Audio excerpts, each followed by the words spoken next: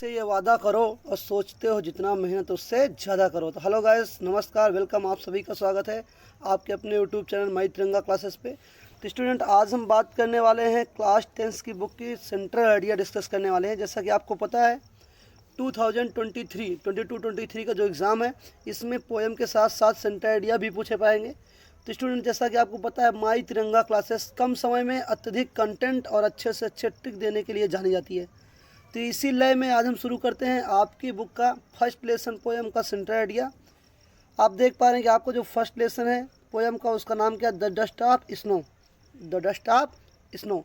इसके राइटर का नाम है स्टूडेंट रॉबर्ट फ्रॉस्ट है। क्या नाम है? Robert Frost.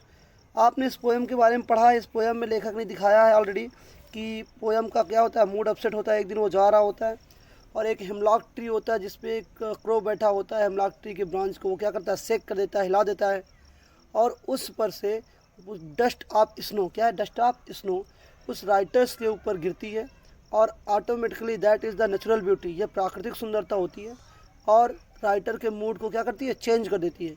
उस समय जो पोएट्स है वो पोएट कहता है कि शायद मैं पूरे दिन, वो कहता है कि शायद वो पूरे दिन उदास रहता, लेकिन इस नेचुरल ब्यूटी ने क्या किया, उसके पूरे दिन की उदासी के कुछ भाग को बचा लिया।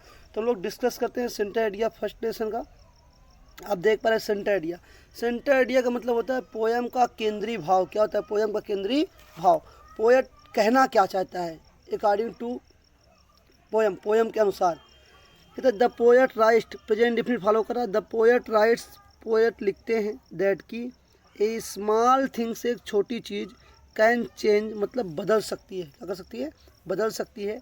ह्यूमन एटीट्यूड, व्यक्ति के एटीट्यूड को बदल सकती है। एक छोटी सी चीज़ व्यक्ति के एटीट्यूड को बदल सकती है, ये हमारे पोएट कहते हैं। इन दिस पोएम, इस पोएम में द पोएट, जो पोएट हैं, सोज मतलब दिखाते हैं, प्रेजेंट डिफिनिट फिर फॉलो कर रहा है स्टूडेंट।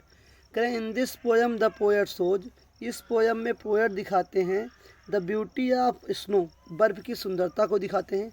विच माने जो, चेंज पोएट मूड्स, जो पोएट के मूड को क्या करती है, बदलती है। इस पोएम में पोएट स्नो की सुंदरता को दिखाते हैं जो पोएट के मूड को क्या करती है, बदलती है। एंड और सेव माने बचाती है, some part of the day, वो दिन के कुछ भाग को बचा लेती है, क्योंकि पोएम पूरे दिन सैड होने वाले थे तो उनके दिन के कुछ भाग को बचा लेती है। कह रहे हैं कि बिकॉज, क्योंकि the poet was sad for all the day, क्योंकि जो पोएट हैं सैड फॉर ऑल डे, पूरे दिन के लिए क्या थे, वो सैड थे। लेकिन जब उनके ऊपर हेमलॉक ट्री से डस्ट ऑफ स्नो गिरती है तो उनके मूड को क्या करती है, परिवर्तित कर देती है। The message of the poet, poet का जो मैसेज है इस पोएम में वो क्या है, इज है to change mood of sadness by the other way. कहने का मतलब कि कोई भी ऐसा मूड, कोई भी ऐसी थिंग जो व्यक्ति को सैड करती है, क्या करती है, व्यक्ति को सैड करती है, उससे बदलने के कई रास्ते होते हैं। किसी भी तरीके से उनके विचार बदले जा सकते हैं। जैसे पोएट का माइंड चेंज हो गया, क्या, बाय द डस्ट स्नो, बर्फ़ की धूल को देख करके उसका मूड क्या हो गया, बदल गया और वो सैडनेस से केम आउट, बाहर आ गया। उसी प्रकार पोएट कहते हैं कि जो सैडनेस है, सैडनेस का जो मूड है वो किसी भी दूसरे तरीके से बदला जा सकता है स्टूडेंट। तो ये आपके पहले पोएम के सेंट्रल आइडिया है। आप इसके भावार्थ को समझेंगे। सेंट्रल आइडिया रिटर्न करने का सिर्फ एक ही सिस्टम होता है कि आप बेहतर से उसके सेंस को समझें और खुद से क्रिएट करें। और मोस्टली बिल्कुल इजी वे में आपको लिखना है। मैंने देखा सारे के सारे प्रेजेंट इंडिफिनिट में लगा रखे हैं। There is no use of can, could, may, my, shall, should, be, must, ought to, इसका कोई यूज नहीं है, केवल यस यस का यूज किया गया स्टूडेंट। अगले सेंट्रल आइडिया को हम लोग देखते हैं स्टूडेंट, बहुत ही अच्छे तरीके से हम लोग देख ले रहे हैं। तो स्टूडेंट हम लोग अगले सेंट्रल आइडिया को देख ले रहे हैं। अगला पोएम है आपका क्या, फायर एंड आइस। क्या है, fire and ice. It be also written by Robert Frost. इस पोएम को भी किसने लिखा है, रॉबर्ट फ्रॉस्ट साहब ने लिखा है। फायर एंड आइस, फायर मतलब क्या होता है, आग, आइस मतलब क्या होता है, बर्फ़। इस पोएम में जो पोएट हैं वो लिखते हैं कि जो वर्ल्ड है इट विल बी पेरिस, ये नष्ट हो जाएगा, it will be ruin due to, किसके कारण, फायर और आइस के कारण। अब ये फायर और आइस की जो कंपेयर की गई स्टूडेंट, ये ह्यूमन क्वालिटी से की गई। किससे की गई है, ह्यूमन क्वालिटी से। आपको ऑब्जेक्टिव क्वेश्चन में सीधे सीधे पूछ लेता है कि फायर की कंपेयर किससे की गई और आइस की कंपेयर किससे की गई है। तो हम लोग पोएम को पढ़ते हैं और पोएम को पढ़ के इसके सेंटर आइडिया के भावार्थ को समझ लेते हैं, और भावार्थ को समझने के बाद हम लोग समझ पाएंगे कि फायर की कंपेयर किससे की गई और आइस की कंपेयर किससे की गई है। तो बिना देरी किए स्टूडेंट हम लोग चलते हैं सेंटर आइडिया की ओर और आगे बढ़ते हैं। कहें कि इन दिस बहुत ही आसान भाषा में लिखा गया, बहुत ही छोटे लय में लिखा गया, आप बहुत ही अच्छे से इसको समझ लेंगे पढ़ते ही।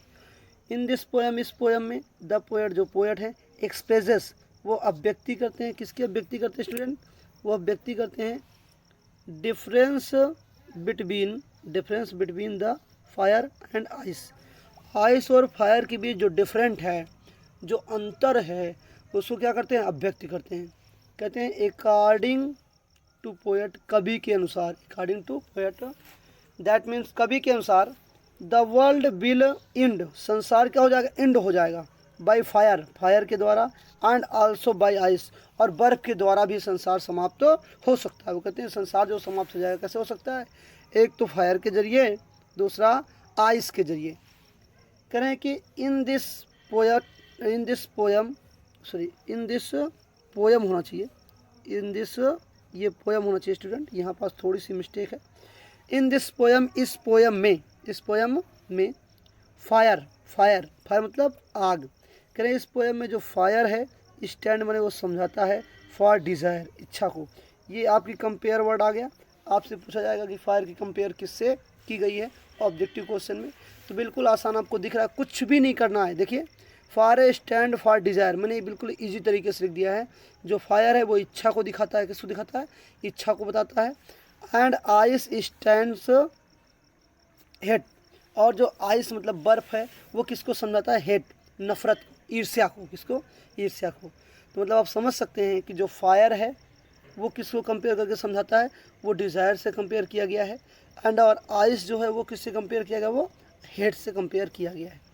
10 माने इस प्रकार, the world can perish by twice, इस प्रकार दोनों तरीके से संसार क्या हो सकता है? ट्विस्ट, दोनों तरीके से संसार पेरिस माने नष्ट हो सकता है। पोएट कहते हैं कि जो संसार है वो दो तरीके से नष्ट हो सकता है। कुछ लोगों का मानना है कि ये ड्यू टू फायर, मतलब आग के जरिए क्या होगा? संसार समाप्त हो सकता है। कुछ लोग मानते हैं कि ये आइस की वजह से, किसकी वजह से? आइस की वजह से संसार नष्ट हो सकता है। तो पोएट कहते हैं, वो एग्री होते हैं कि इस प्रकार से संसार दोनों तरीके से क्या हो सकता है? नष्ट हो सकता है। स्टूडेंट आप पूरे वीडियो को लास्ट तक देखें, ध्यान से देखें, सारी सेंटर आइडिया बहुत अच्छे ढंग से लिखी गई हैं। साथ ही साथ स्टूडेंट्स को शेयर करें, लाइक और सब्सक्राइब करवाएं, ये आपकी रिस्पॉन्सिबिलिटी बनती है। कंटेंट बहुत अच्छा है। आगे चल रहे हैं हम लोग। इसके बाद की पोएम को हम लोग देख रहे हैं स्टूडेंट। इसके बाद की जो पोएम हमारी, जैसे आपको पता है, इसके बाद की जो पोएम है वो पोएम ये है, the tiger in the zoo. The tiger in the zoo, इसमें एक टाइगर जो क्या चिड़ियाघर में है। स्टूडेंट थोड़ा सा इसके थीम के बारे में हम लोग डिस्कस करते हैं। इसको लेस्ली नॉरिस साहब ने लिखा है। इसमें जो राइटर्स है, जो पोएट हैं, the poet describes about two type of tigers, वो दो प्रकार के टाइगर का वर्णन करते हैं। And so the different between two tiger, दोनों टाइगर के बारे में डिफरेंट बताते हैं। And also tells the different of environmental, और इन्वायरमेंट का भी क्या करते हैं? अंतर बताते हैं। उन्होंने पहले टाइगर को दिखाया कि एक टाइगर है जो कहाँ है? इन द जू, चिड़ियाघर में, जो चलता है, टहलता है, बट इज नॉट फ्री, लेकिन वो फ्री नहीं है। वो सब कुछ नहीं कर सकता जो उसकी नेचुरल शक्ति है। उसके बाद स्टूडेंट ये story move to the forest, किधर जाती है? जंगल की ओर जाती है।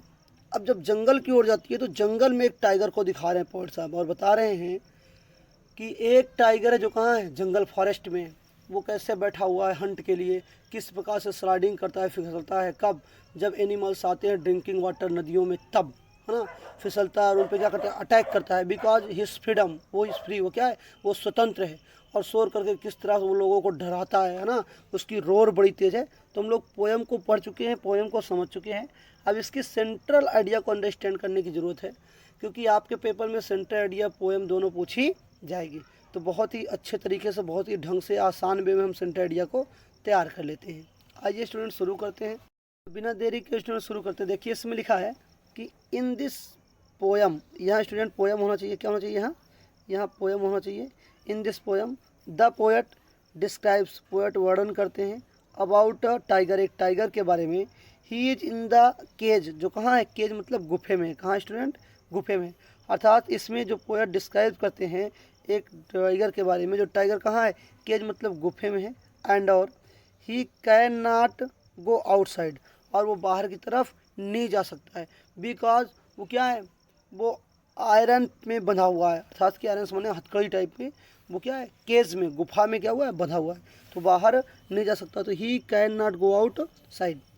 ही हैज़ नेचुरल क्वालिटी, उसके पास नेचुरल क्वालिटी है, प्राकृतिक शक्ति तो है ना, जैसे ऑफ रेज, क्रोध करने की, बट क्वाइट, लेकिन वो क्या है, शांत है। कह रहे हैं कि उसके पास नेचुरल क्वालिटी तो है, लेकिन वो क्या है, शांत है। क्यों शांत है, बिकॉज, इसलिए शांत है क्योंकि वो कहाँ है, पिंजड़े में है। He is in the cage, वो पिंजड़े में है। The poet moves to the forest. अब जो पोएट हैं वो पोएम को क्या करते हैं, मोव्स करते हैं। पोएम किधर जाती है, फॉरेस्ट की ओर जाती है। And shows a free tiger, और एक स्वतंत्र टाइगर को दिखाती है। क्या करती है, स्वतंत्र टाइगर को दिखाती है, जो टाइगर क्या है, पूरी तरह से फ्री है, हंट कर सकता है, एंजॉय कर सकता है, रोर कर सकता है ना, ऐसी कंडीशन है उसकी। अब ये पोएम कहाँ आ गई, फॉरेस्ट की ओर आ गई। And so A free tiger, एक फ्री टाइगर के बारे में दिखाता है। आज have read already on the book, जैसा कि आपने पहले से किताब में पढ़ रखा है, इसके बारे में अच्छे से आप सारे स्टूडेंटों ने पढ़ रखा है, केवल आपको उसका सेंस समझना है। कह रहे हैं कि हु इज रोरिंग, जो दहाड़ता है, एंड हंट, और क्या करता है, शिकार करता है, क्योंकि वो क्या है, फ्री है। क्या है, फ्री है। The poet shows two different environment, इसमें जो पोएट हैं वो क्या करते हैं, दो अलग अलग प्रकार की इन्वायरमेंट को दिखाते हैं। प्रेजेंट डिफिनिट फॉलो कर रहा है स्टूडेंट। कह रहे हैं द पोएट शोज, अर्थात कवि सोच करते दिखाते हैं, दो अलग अलग प्रकार के क्या करते हैं, इन्वायरमेंट को दिखाते हैं।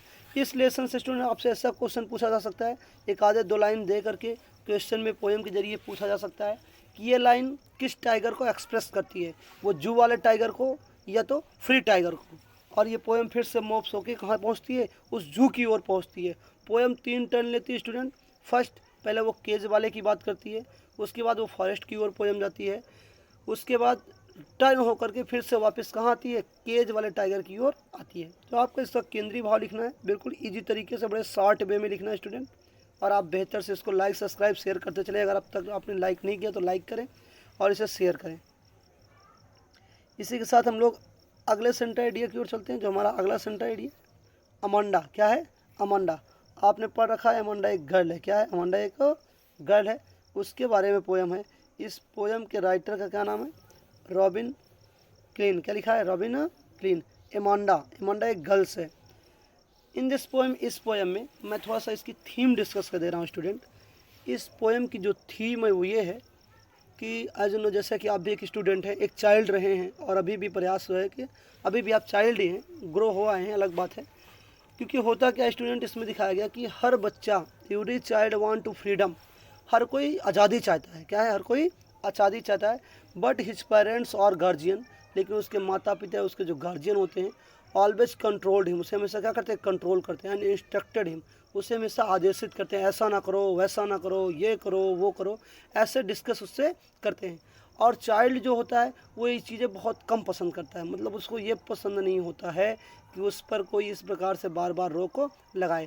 वो स्टूडेंट क्या चाहता है, वो चाहता है मुझे पूरी तरह से फ्रीडम मिल जाए। क्या मिल जाए, फ्रीडम मिल जाए, और मैं वो सब करूँ जो मैं चाहता हूँ। तो इस पोएम के जरिए एक गर्ल है जिसका नाम अमांडा है। अमांडा नाखूनों को दांत से काटती है और तमाम सारे ऐसे वर्क करना चाहती है, लेकिन उसकी जो मदर है उसको क्या करती है, बैंड लगाती है, रोक लगाती है, ऑर्डर्ड करती है, उसको कंट्रोल करके क्या करती है, ऑर्डर्ड करती है, ऐसा करो, वैसा करो, वैसा करो। तो इस पोएम में बच्चों की डिज़ायर के बारे में लिखा गया है। तो बिना देरी के हम लोग पोएम को स्टार्ट करते हैं, पोएम के सेंट्रल आइडिया को स्टार्ट करते हैं स्टूडेंट। सेंट्रल आइडिया क्या है, सेंट्रल आइडिया लिखा है इन दिस पोएम, इस पोएम में द पोएट, जो पोएट हैं, राइट माने लिखते हैं। इस पोएम में पोएट लिखते हैं, किसके बारे में लिखते हैं, दैट कि एवरी चाइल्ड थिंक, कि हर बच्चा सोचता है। क्या करता है, हर बच्चा सोचता है। एकदम प्रेजेंट डिफिनिट फॉलो कर रहा है, बिल्कुल इजी तरीके से लिखा गया है। That every child thinks that he और सी, मतलब गर्ल्स और boy, is controlled and instructed, कि उसे कंट्रोल्ड किया जाता है। क्या किया जाता है, उसे कंट्रोल्ड किया जाता है और इंस्ट्रक्टेड किया जाता है, मतलब कि आदेशित किया जाता है बाय हर पेरेंट्स, उसके माता पिता के द्वारा। इस पोयम में पोएट लिखते हैं कि हर बच्चा ये सोचता है, क्या सोचता है, कि उसे उसके माता पिता के द्वारा कंट्रोल किया जाता है, नियंत्रित किया जाता है, एंड और इंस्ट्रक्टेड किया जाता है। इंस्ट्रक्टेड मतलब क्या होता है, आदेशित करा जाना, आदेशित किया जाता है। कह रहे हैं कि हर पेरेंट्स, उसके माता पिता के द्वारा, बाई दियर पेरेंट्स होना चाहिए स्टूडेंट, यहाँ पास दियर पेरेंट्स होना चाहिए। एज एमांडा, जैसे कि एमांडा, जैसे कि एमांडा इज फील्स, जैसे कि एमांडा फील्स करती है, क्या फील्स करती है, एमांडा फील्स करती है दैट की she is controlled and instructed by her mother, जैसे कि अमांडा महसूस करती है कि वह कंट्रोल की जाती है और इंस्ट्रक्टेड की जाती है अपने माता के द्वारा।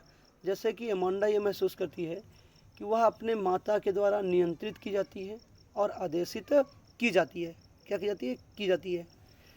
द अमांडा, यहाँ जो अमांडा है, क्या जो अमांडा है, ठीक है, wants to get from her tremble of order, यहाँ जो अमांडा है वो wants to get from, वो आज़ादी चाहती है, हर ट्रम्बल ऑफ ऑर्डर्स, वो जो उसके ऊपर आदेश का भय है, क्या है, ट्रम्बल माने परेशानी है ना, क्योंकि उसकी माँ उसे बार बार ऑर्डर करती है, एडवाइस करती है ना, तो वो ऑर्डर की ट्रम्बल से क्या होना चाहती है, छुटकारा पाना चाहती है। तो इसलिए वो महसूस करती है कि उसके माँ के द्वारा उसे आदेशित किया जाता है। वो एक बच्ची है तो क्या चाहती है, फ्रीडम चाहती है। तो seeing the condition of the child Amanda, Amanda की कंडीशन को देखते हुए द पोएट डिस्क्राइब्स, पोएट यहाँ लिखते हैं, and also want to tells us, और वास्तव में बताना चाहते हैं कि एवरी चाइल्ड, हर बच्चा, want to get freedom from the order and controlling of her parents, कि हर बच्चा अपने माता पिता के कंट्रोलिंग से क्या चाहता है, आज़ादी चाहता है। हाँ, इट में भी ऐसा हो सकता है कि उसके माता पिता उसे जो कंट्रोल करते हैं, जो इंस्ट्रक्टेड करते हैं, वो उसके फ्यूचर के लिए हेल्पफुल होगा, लेकिन वो बच्चा है, क्या है, बच्चा है। He can't understand about his future and not careful for his future, वो अपने फ्यूचर को ना तो समझ पाता है और ना फ्यूचर के लिए केयरफुल है, इसलिए वो क्या चाहता है, फ्रीडम चाहता है। तो आज के वीडियो में सेंट्रल आइडिया में हम 4 लेसन का डिस्कस किए हैं डियर स्टूडेंट, और अगला वीडियो जो आपका आने वाला है उसमें जो आपके बचे हुए लेसन हैं उनकी सेंटर आइडिया को डिस्कस किया जाएगा। ये बहुत ही इंपॉर्टेंट है, इसे आप बहुत ही अच्छे तरीके से पढ़ेंगे, क्योंकि क्वेश्चन पेपर में सेंटर आइडिया होना एकदम कंफर्म है, मॉडल पेपर में दिख चुका है। तो आप सभी को देखने के लिए बहुत बहुत धन्यवाद स्टूडेंट। आप अगर अब तक लाइक नहीं किए तो चैनल को लाइक करें, सब्सक्राइब करें और शेयर करें। Thank you so much all of you. हम मिलते हैं अगले वीडियो में।